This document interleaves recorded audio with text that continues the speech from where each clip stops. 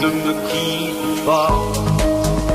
Hello and welcome to the Cannes Parallel Challenge 2024. My name is Arno.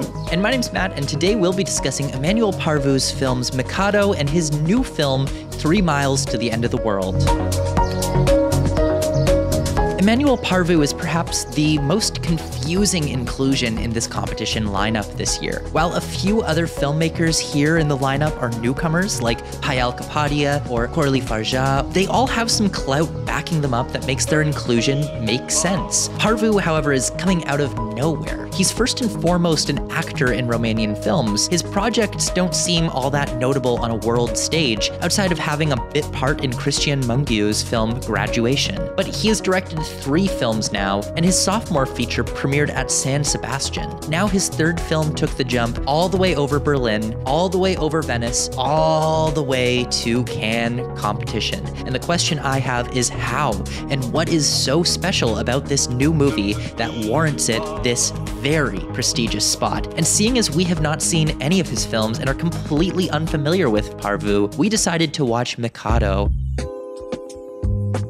Mikado starts as the story of a father who's convinced his daughter is lying to him about giving away a necklace she received as a present. But once she proves her innocence, a chain reaction is triggered, which puts more pressure and tension on their relationship. While being as vague as I can, the plot goes in wild directions, and the scale of the film widens beyond the family space. This film anchors itself in a certain Romanian realism, not too dissimilar to the films of Cristian Mungiu, like 4 months, 3 weeks, 2 days, and RMN. Matt, you haven't seen Chicken for Linda, right? Unfortunately not. I really want to. You're gonna love Chicken for Linda, and you're gonna find it really funny how similar the setup to both films are, and just how wide each film veers away from each other. I was actually surprisingly captivated by this film, and I think it's due to its storytelling. What is immediately apparent to me is just how Parvu pretty clearly tries not to settle for the necessary or easy scenes he could be doing. We never see the start of the confrontation between the dad and the daughter. We don't see the discovery of the necklace at the hospital. We don't even see Lulian's mother take a walk. Rather, we hear about it later. I could go on. Even in the moment where Christy, the father, realizes who Lulian's mother is, it's filmed at a distance with his head looking down. I think this shows a willingness to find new images instead of just recreating inferior versions of scenes that we've already seen in a lot of other dramas. I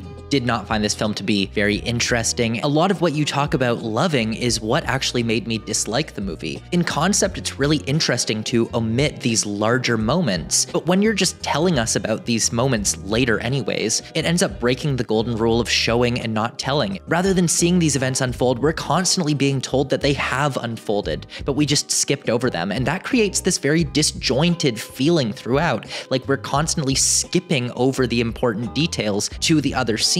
And there is always intent in what is omitted, for sure, but it greatly takes away from the impact on a personal level. I'd much rather see a film where the big scenes are not the same ones that we've seen a million times, because they still are those scenes in this movie. It just so happens that they're happening off camera. I would rather that the filmmaker thinks more creatively, thinks more to invent new ideas, rather just including those same scenes and skipping over them. It just feels a little bit lazy to me.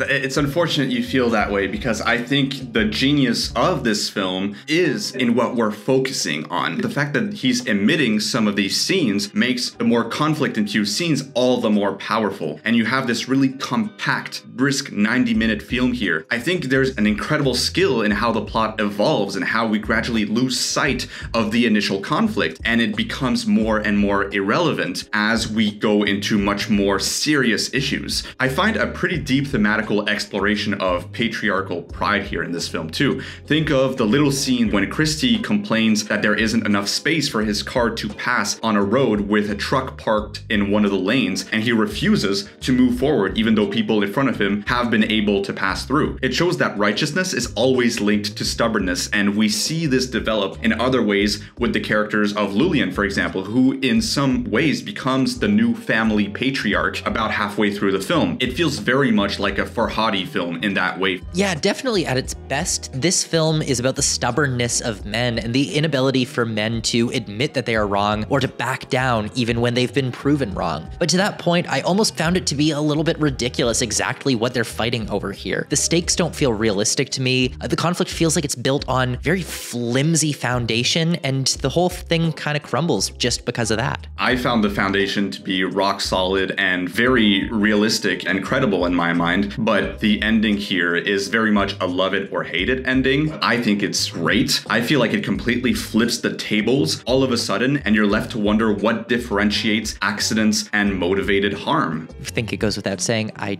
hate it. And I'll just leave it at that.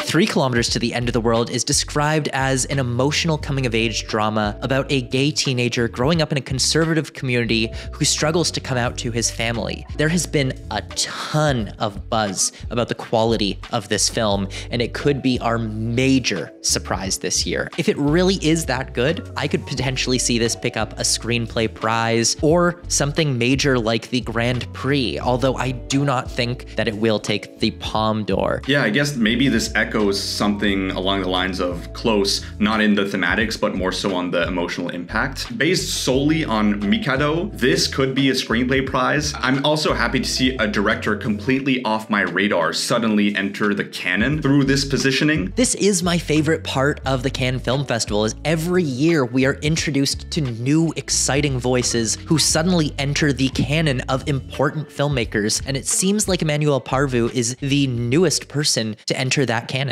In the next episode, we surf on the weird wave with Yorgos Lanthimos' first film, Kineta, and his new project, Kinds of Kindness. Come learn what Hollywood's golden boy of the strange has in store.